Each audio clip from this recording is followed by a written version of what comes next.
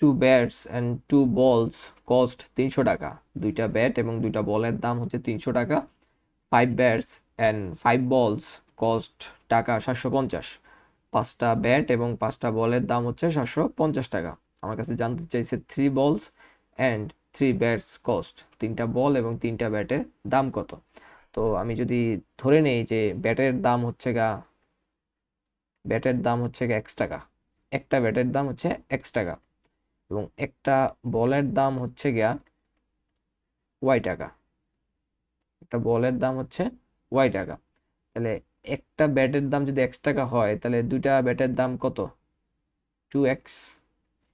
একটা বলের দাম Y টাকা, তাহলে দুইটা বলের দাম হচ্ছে 2Y। তাহলে দুইটা ব্যাট এবং দুইটা বলের টাকার কত বলে দিছে আমাদের? 300 টাকা বলে দিছিল। এই তো দুইটা ব্যাট এবং দুইটা বলের দাম হচ্ছে 300 টাকা। এরপরে বলছে কি পাঁচটা ব্যাট এবং পাঁচটা বলের কস্ট কত।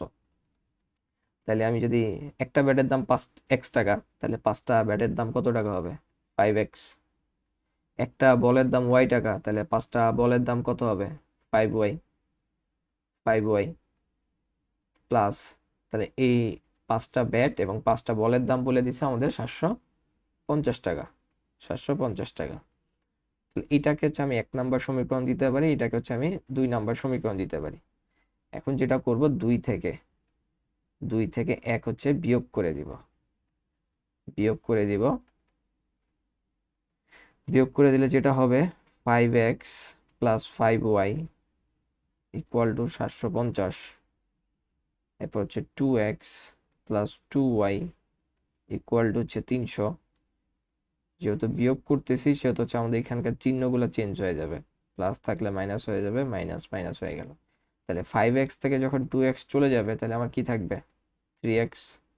5Y থেকে 2Y চলে গেলে আমার কি থাকবে?